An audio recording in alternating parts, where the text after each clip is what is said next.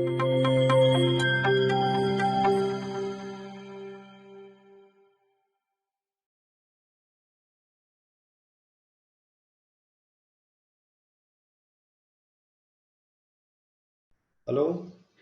So I will quickly give my introduction. Hi, my name is Abhishek. I have close to 15 years of experience now, being part of different companies like Amazon, Microsoft, a couple of startups in India as well. So, leading team of different sizes between 6 to 12, uh, right? Uh, got a chance to get my hands dirty on, a variety of languages, a variety of backend technologies, and also build highly scalable systems, right? So that has been my journey. I've been on both sides of the interview, like be an interviewee as well as an interviewer. So I have a lot to share from my perspective what I have learned over a period of time, right? And how things have changed, especially in the last 2 to 3 years or last 4 years, with respect to the overall interview setup and what is the expectation from an interview, right? Uh, Both from the interviewee perspective as well as from the interviewer perspective, right? So and how you can succeed that is the most important thing that I want to I would like to mentor you all so that you can succeed in your getting the job in your dream companies. Okay, right? So we try to keep it mix and match so that everyone can learn, right? Especially the guys who are fairly, junior or very recently they have started working in corporate. They would learn a lot from folks who are senior, right? From the discussions and from the questions they are having, right? So just to give you a brief about the agenda today, what we are going to discuss is a very small topic, right? Just to open the portals for what do you say visualization and thinking. Okay, let's say, and I know that some folks were actually mentioning the fact that they are trying to move to AWS or from an on-prem to cloud sort of a thing, or either started using AWS. Some folks would have already had experience on working on either SQL or NoSQL sort of a database, right? That kind of a data store, right? So when we are talking about, let's say, databases, right? One of the features which very frequently comes up either during interview setup or during typical work is uh, replication, right? Does anyone have any understanding around replication here? It's kind of a backup where we can use when the I mean two ways we can use it. One is like we can have it as a backup of the main database, and the second thing is like we can use some read request to that and write request to master kind of thing. Hmm. So why we do that? I mean, uh, backup. Okay. yeah, because sorry, I didn't get your question, sorry. Backup is okay. So by backup, what exactly are you trying to achieve? uh, we are just trying to achieve the no data loss kind of thing. At least if there is a system goes down, we can bring up one of the replica as a master, and we can still availability we can assure it actually. I Correct. think I think what about performance? Performance also you can think through, right? When you use the replica. Correct. So that is the other aspect. So one is, of course, that you are going to have more availability if you have backups, right? So let's say the primary goes down, right? So now what about the system? Who's going to take care of any incoming request, right? So one of the ways is you take a backup, you deploy it on a secondary node, and secondary can actually start playing role of a typical primary, right? By a leader election mechanism, right? And at the same point of time, there is no data loss, so to say, right? So whatever primary was holding, there is a certain copy that secondary will hold. Okay. How about so that is one aspect. What is the second aspect? Second aspect is, of course, you are increasing availability, right? So disaster recovery and availability both can be taken care here, right? And the more number of secondary nodes you have, the more read requests you can cater to at any given point of time, so that primary reading from primary doesn't become a bottleneck, right? If you always forward your request to primary for all the reads and write, pretty soon if you are sort of scaling it out, right, or if you are increasing load, right, because of lots of your application became popular, right? It became viral. Now lots of load is actually coming. So your primary will become a bottleneck. In order to avoid that, we do data replication. Right?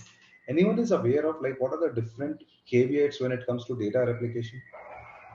Like, so usually what will happen is in an interview setup, right? Imagine you won't be asked anything directly related to replication, right? I'm being very direct here. So I'm asking you a specific topic like data application. If it was an interview setup, I would rather ask that, okay, imagine you have, sort of a YouTube. Let's say you are the creator of YouTube, right? Or you are going to create something on the lines of, let's say, TikTok, right? Or WhatsApp, right? And so what are the things that you are going to take care of from a design perspective? And how will you cater to various corner cases, scenarios, which scenario interests you more, and how you are going to take care of it? So, specifically with respect to data and storage, what are you going to do about it, right? So, those are the things that I would be interested in knowing, right? And when I say data and storage,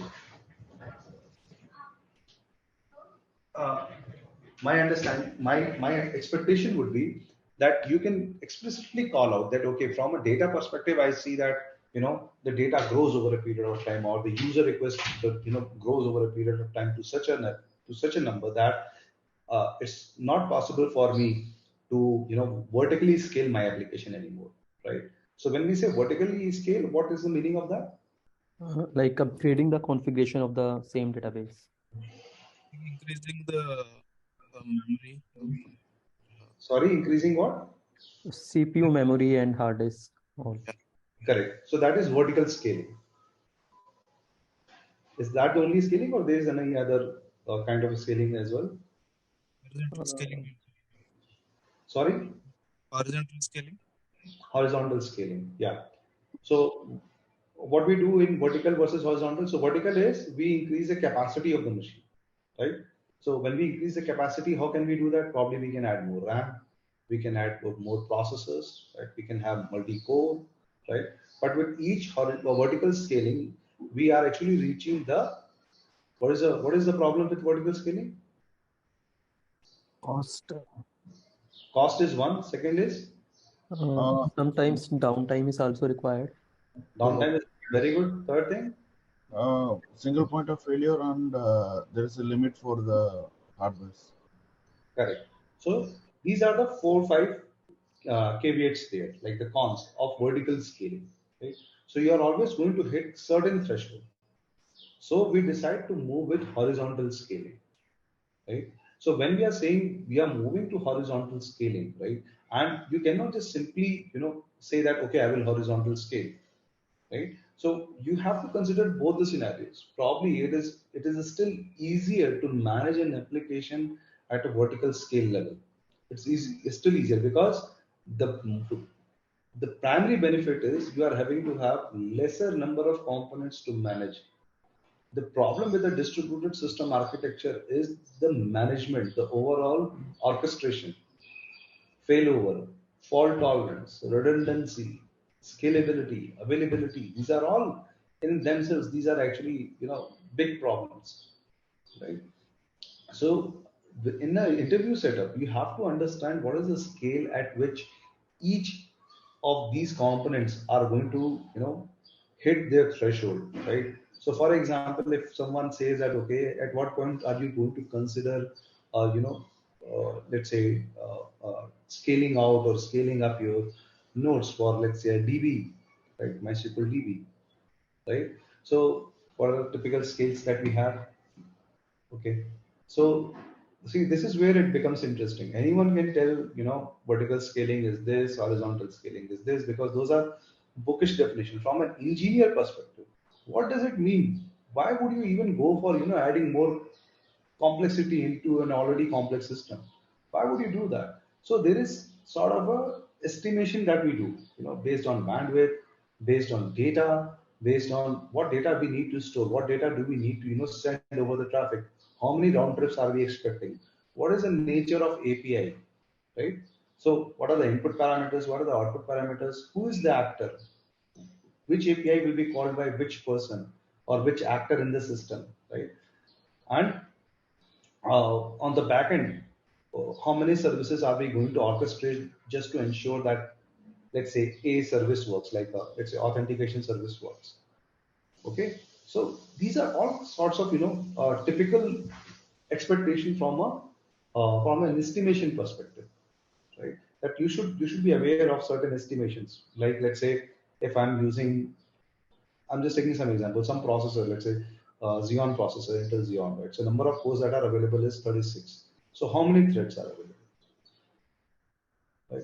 72 threads. RAM is 256 GB RAM is available. An L3 cache of 45 MB is available, and storage capacity of 15 TB is available, right? So why these numbers are important? Not to mug them up, but just to give you a picture, like how does a typical node, a typical physical machine, when it is put in your entire architecture, what are the aspects that it comes with, and how can you use those aspects so that you can become or you can make a more scalable, stable system, right? Always available system, right? There are different layers of cache that we have to take care of when we are designing something, really big, right? which is widely popular sort of a thing, right? So how do you take care of a distributed cache or a distributed database, right, for that particular matter? So all these small components are actually going to play a huge role because they will aid you in making the right decision.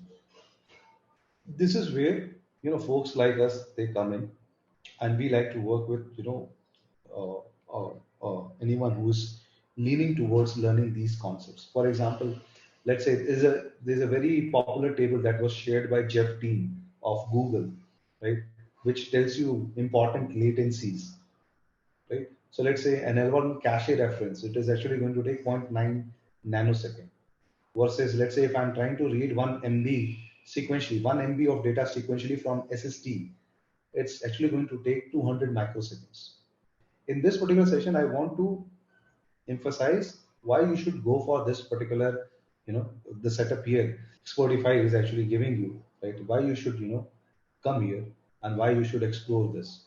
The important thing here is it's not about the table, right? It's about how you are going to use that particular piece of information when you are going to design something which is as big as, let's say, YouTube or TikTok, right? And you see, you can always follow the YouTube tutorials that are so, widely popular on YouTube, which tell you how to design WhatsApp, but they are not going to tell you in depth, and certainly they are not going to hold your hands when you are actually, are going to face any problem that why this decision was made. Right? And that is where such sessions, in-person sessions, actually help, because here you have the you know instructor-led sessions where you can come in and you can ask questions that, okay, in the last session we decided to use A strategy versus B. Why? I didn't get the point why we were using one over the other, right? So what are the caveats that we are looking at? Because those are the things that will be asked to you when you are designing the system. So again, going back to our example of data replication would sound very simple to a lot of people, like, well, why we need data replication? What does replication signify? What are the benefits of replication, right? But to a senior developer or someone who is, applying, you know, to a renowned startup or a renowned enterprise, there people are expecting you to tell right from the starting why you need data replication in the context of the problem, not general statement. The problem that has been given to you. So let's say YouTube, right? So YouTube, if you have to design, why do you need data replication? Like, one of the answers would be, let's say something becomes so popular that's being shared and reshared, lots of posts, lots of comments are coming, right? And that is becoming hot, right? So the node where it is being kept, that is actually going to become a bottleneck, because let's say 70% of the traffic will come for that particular piece of video versus 30% for everything else, right? So that is not an even distribution of load, and that may create a bottleneck for other requests. So, and because it is popular, can we just put it on multiple different nodes so that we can serve the traffic across the globe, right, evenly? We can spread out the traffic so that not everyone is constrained for a single single node, right? So that is where this kind of a knowledge of distributed systems will come in. This is where the knowledge of why data replication and what are the right strategies to do data replication, what are the caveats that you should always have in mind when you are designing a data replication sort of a system come in, right? So you will start asking the right questions. Designing a system is actually an art, right? And specifically because not all of us are attuned to asking questions, right? And this is a big irony in our education system as well, that we are not, so to say, I'm not sure if institutionalized is the right way, but at least we are not given the right guidance when it comes to asking right questions. We are more attuned towards, okay, this is the requirement, start building something. But that is not what is expected from a senior engineer or an engineer who is going to work in the top MNCs or the top startups, right? Because you have to understand the scenario, the context. So, for example, again coming back to our data replication, if you keep in mind how many copies you are going to keep of your data, right? So then you start thinking about, okay, why I need multiple copies? Where am I going to store it? Is it also going to be geographically distributed, or is just within certain regions that I'm going to have multiple nodes because it is more region popular rather than a global popular thing, right? The second thing is, how do you deal with failed replica, right? So let's say your replica fails. Now, what do you do about it? How are you going to take care of the requests that were targeted for that particular replica? Let's say same thing, right? Popular video, TikTok video, right? So you distributed over, or you duplicated it over n nodes. Let's say out of n nodes, 3, 4, 5, 10 nodes have failed. How do you deal with them? Because that is always possible. Now, when you come to replication, how do you do replication? That is the first question, right? How do you do? How many ways are available uh, for doing the replication, right? So replication in itself can happen over, let's say, synchronous and asynchronous manner, right? So when you do a synchronous replication, what are the bottlenecks? When you do asynchronous replication, what are the bottlenecks? Which is suited where, in which kind of scenario? How do you handle concurrent write request, right? That is another question that you can ask. This, one of the other things is, what is the consistency model? What kind of consistency are you looking for? Right? Is it eventually consistent or is it strongly consistent system? Right? So this is where such sessions are going to help you understand per question basis or per context basis that how you should go about designing your system, designing your services. What are the components that you should be taking care of? Let's say we were about to, in one of the interview setups, we were asked to design a shared document system which allows for collaborative document use by multiple simultaneous users. Okay. So once you read this particular statement, right, what does it mean? What is the first example that comes to your mind if you read this particular statement? Is it kind of like Google Doc? Google Doc, MS Doc, Yes. right? So let's say this was a system design interview, right? And you were just given this. How do you go about solving this particular problem? The first thing that we do is we try to identify what are the functional requirements of our system, right? So let's say if I was doing this particular thing, interviewing, then I would say, okay, let me start with what is the functional requirement. So multiple people can edit, view, add docs simultaneously. The second most important feature is conflict resolution. System should be able to push edits to other users and resolve conflict between users if they are editing the same piece of doc. Suggestions. Let's say some type ahead suggestions. View counts. Editor should be able to see the view count. Version history. so that you can always track changes with respect to version. Then we'll talk about NFR. From an NFR perspective, NFR is non-functional requirement. Latency, it should be a very low latency system because you want it at your fingertips. As soon as you open Google Doc, you should be able to edit it, view it, create a new doc, especially with respect to multi-user scenarios. So if a user has opened one doc, it's not like you cannot open that. So long as you have access to it, you should be able to open it, right? Second thing is consistency. Again, concurrent scenarios. How are you going to take care of consistency here?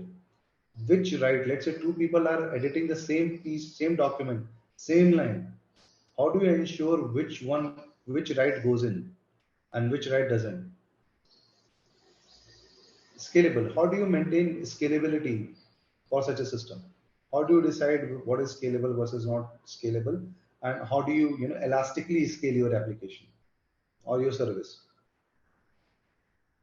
Right? So once this is done, I would go for, let's say that piece is not here, but I would go for storage requirements.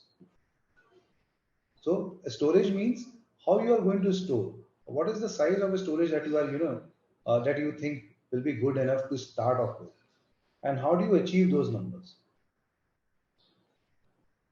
Does that make sense?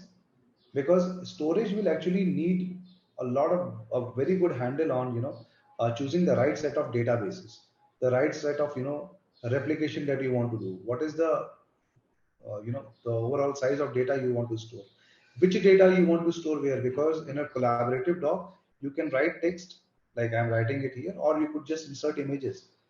So what is the maximum size of image that you want to attach here? And if you attach that image here, where does that image sit? Does it sit in your relational database along with other data, or does it become part of a typical blob store? So if you see, this is a kind of architecture. It's a little clumsy here, will get better with time. But this is a kind of architecture, something that you can start sharing with your interviewer. I just wrote it up just before our session. So let's say the client request comes in, right? So it gets forwarded to an elastic load balancer. From there, it gets forwarded to API gateway. What is API gateway? What is elastic load balancer? Why do we have these systems? So elastic load balancer is to just balance out the load, the incoming traffic, the outgoing traffic evenly, right? So from here, your internal, what do you call, network starts, right? After API gateway, everything is internal within your DC. So API gateway will actually forward the request to the right service, right? And then, so from here, we are actually going to forward the request to an operations queue where based on the operation, like add, edit, view, right? Based on the operation, the certain, mechanism will be played. The orchestration will happen. Who will do that orchestration? Your app server will do. Where most of the bunch of the business logic sits. If you have to store anything which is media, when it comes to videos, when it comes to, let's say, images, that will be stored in the blob store, and the blob store will actually be forwarding it back to, can be backed up by the RDBMS. From API gateway, the request is coming to app server or operations queue? It is directly going to the operations queue. Okay. Operations queue is actually smart enough to identify the services that it needs to invoke per operation. So this queue is synchronous, like for example, there's a queue like SQS or Kafka. Is it that kind of queue? Yes. So once pushing to the operations queue, the response is not expected to be synchronous and within the like same request. Is it so? Like once we have forwarded to the operations queue, then the request is going to the app server. Okay. After getting from the operations queue, then how the response will be returned? Like from the queue, it cannot be returned in the HTTP request. No, we are directly returning it from the app server itself, if you see. Okay. Right. So here, see, CDN is actually talking to your app server, right? And I don't have any space here, so it's a little clumsy. but it's the app server that is actually going to talk there and returning the response to the client. Okay. Operations queue is very internal, right? You don't involve operations queue directly for such things, right? So everything is behind app server. So app server is actually going to take care of running the responses, talking to your blob storage, talking to your NoSQL. NoSQL can be used for multiple purposes. One of those could be type ahead services. It can also be backed by Redis, where you are going to store your session information, right? And then you have time series databases for, let's say, version history management and whatnot, right? Then you actually come up with the responsibility that you have carved out for each of these components. So you just run 2 to 3, 4 maximum responsibilities calling out for each of these components. Like what is the responsibility of app server? What are the different data stores, and why you are using one over the other? Why you are using RDBMS? Why you are using a NoSQL? Why you are using blob storage? Why you are using Redis and CDN? Then, of course, operations queue, right? So once you are done, let's say this is actually going to consume easily 20 to 30 minutes of your time, right? Based on your understanding of the application and how the components are designed, right? For the next 10 to 15 or 20 minutes, the discussion will be focused around one of these areas. Any one area where you think is the most crucial, the aspect of this application. So if you know document collaboration, you will know that one of the complex features to implement is concurrency, conflict resolution. How will you work on this conflict resolution? So next 20 minutes you should be using to showcase your skills and your knowledge around how do you see the overall doc, let's say a work doc or a Google doc. So when you open a doc, what are the different sections? What do you think about each section? How will you represent it in terms of backend? Where the data is going to get stored for what? So some part of that will be answered by this, right? Because that's what we have mentioned here, the components. And some part you have to explain in terms of how the orchestration will look like. So the request will come from here. The blob storage will store something. Will it have some foreign key references to any NoSQL or probably SQL? What is the Redis doing here? How it is going to hold references from a NoSQL perspective? Who is going to back what? Right? Because not always you are going to access your NoSQL or let's say even your RDBMS for that example. That's the whole thing of having Redis here, right? Or CDN here to scale out, right? So in case of let's say uh, fallback strategy. What is a fallback strategy? And then most crucial piece, how do you do conflict resolution? So let's say I was tapping bot, and at the same point of time, someone came in and they are trying to change bot to BOAT. How will you ensure that conflict resolution doesn't happen in the first place? And if it does, then how do you take care of, right? So these are the nitty-gritties, these are the details. So once we start working on such a kind of problem from a distributed system perspective, then we'll see how can we do conflict resolution at a at a collaboration level versus you know how to handle concurrent users. Like for concurrent users, there are multiple different ways, right? So one way could be, let's say a lot of users are coming in. One way would be having a primary to secondary structure. And if you are working on a collaboration document, one of the other things that you should explicitly mention to your interviewer is that this is going to be a read heavy system, because any doc once created, the number of times it is going to be read will surpass the number of times it is ever going to get edited, right? So at least we can easily say that at least 1 to 50 or 1 to 100 sort of a ratio. One right, at least 100 is what we can assume. So we are a read heavy system. So when we are a read heavy system, typical primary, one primary and multiple secondary is actually scales out really well, because all your secondaries you can use for reads, all your primaries you can use for writes. But the problem here is, after a certain point of time, your primary becomes a bottleneck.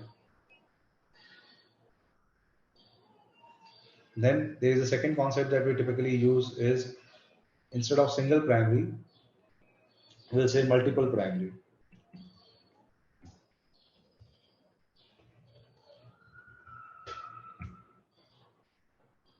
The problem with multiple primary scenario is, let's say this is one primary and this is other primary. Some requests are coming in here, some requests are coming in here. These are all the requests. And each of this primary, imagine they are backed by their own secondaries. So let's say this is primary 1, this is primary 2, this is secondary 1, this is secondary 2. How you are going to ensure that data concurrency between P1, P2, S1, S2 is maintained? This should be the first thing that should come to your mind, right? And the interviewer would expect you to resolve this even before moving forward. Right? Like for the same piece of data, the request can come. Not necessary. Hmm. Not even necessary that it will be same piece of data. Same piece of data is even more complex. Let's talk Yes. about different pieces of data. How Yeah, would if you? it's in the like same structure, like same table, then it will be problematic. So we have to sync across same table and across tables, right? There is no guarantee that it's always going to, like, what aspect of a doc you are editing, I'm also editing the same aspect of the doc, right? And still I have to scale out. So let's say you are editing the main doc versus I am responding to a comment, but both of them should be both these edits and both these writes should be copied over to all my nodes, all my replicas, secondary replicas, right? So that anyone who is coming in from, let's say, in a different geography, they should get the most updated doc. What is the meaning of most updated? Most updated doc is Latest question. that has the latest information in all aspects, right? So how will you take care of that if there is multiple leaders, multiple primaries? So this is the major bottleneck of this particular architecture. With a single primary, the major bottleneck was, if it becomes, writes are actually going to limit your reads, right? And then there will be a problem with respect to, let's say, if we have multiple writes that are coming in, then how do you fan it out across all your secondaries so that they are always consistent? And by the way, if you are a read-heavy system like a document sharing, what is the kind of consistency you are going to propose? Is it an eventually consistent system or is it a strongly consistent system? Right? So these are the things we have to take care of, and these are the aspects that we have to talk through when we are working on our solution of high level design, system design. There is a third concept that is typically also used is leaderless.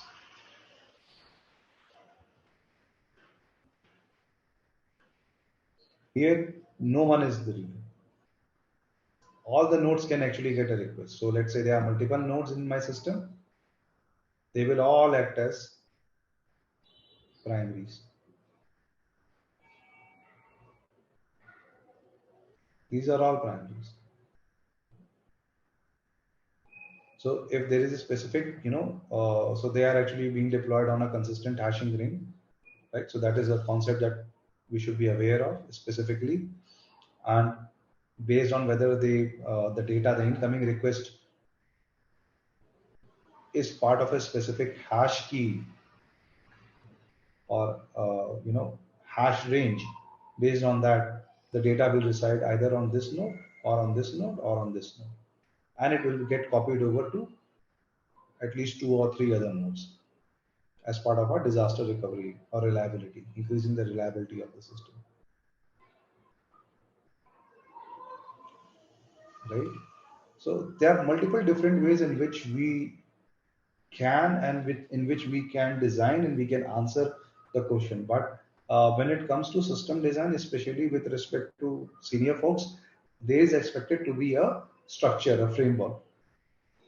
In this session or in such sessions, you will actually get hold of what that structure, that framework looks like. Where should you start from? Where should you end? How much time should you devote to each of these sections so that you have enough time for final Q&A? At least 5 to 10 minutes should be left after you have done designing your whole system, so that your interviewer and you can actually have a couple of questions that were either missed or that need more follow-up. We'll start with basics of each of these components. Once we are comfortable with the components, we'll then start designing something at the middle layer, right? Which is like, let's say, data replication. How does data replication look like? What is sharding? What is scaling? Then we'll talk about concepts. So first is the components, then is the concepts, and once the concepts are clear enough, then we'll build the application. So let's say if I have to build something on the lines of YouTube, right? I just cannot simply start building a YouTube. I have to understand, like, okay, what are the components that will be needed to build such a system, right? And then I will have to understand what are the features each of these components support, so that based on those I can decide how I want to play with each of the components, right? So it is more of a bottom-up approach. You start with components, so components sit here.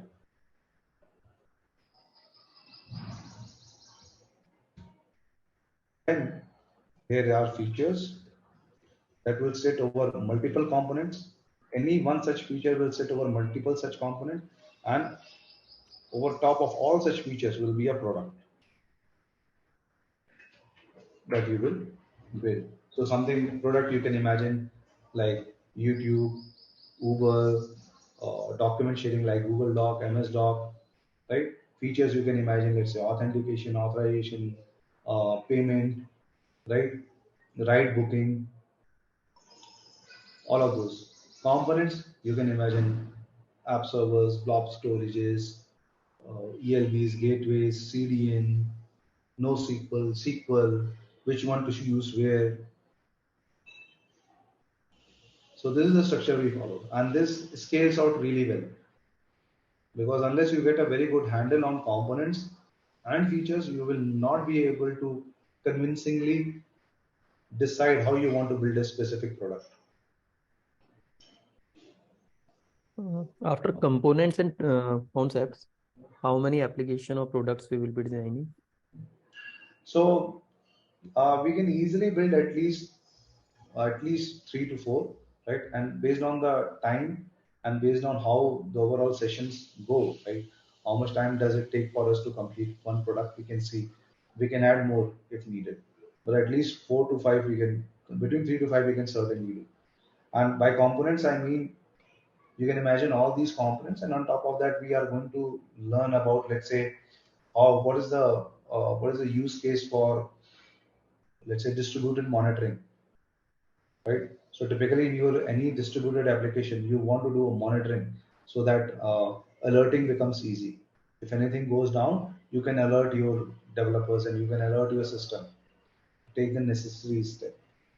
You can do one of the things is back of the envelope calculations, right? So how do you decide what is the storage that you will need for 1 year, 3 year, 5 years, right? The third thing is, let's say, load balancers, databases, key value stores. Uh, I told you about distributed monitoring, which includes both server side and client side. Then distributed caching, okay? Distributed messaging queue, pub/sub, rate limiters, blob stores, distributed search, right? Task schedulers, distributed task schedulers, right? So once you are done with all the building blocks, now you can design, let's say, YouTube. You can design Google Maps. You can design Uber, Twitter, Insta, right? WhatsApp, collaborating, editing docs, all of this. right? So we are trying to be, uh, have as much grasp of horizontal and vertical at the same point of time.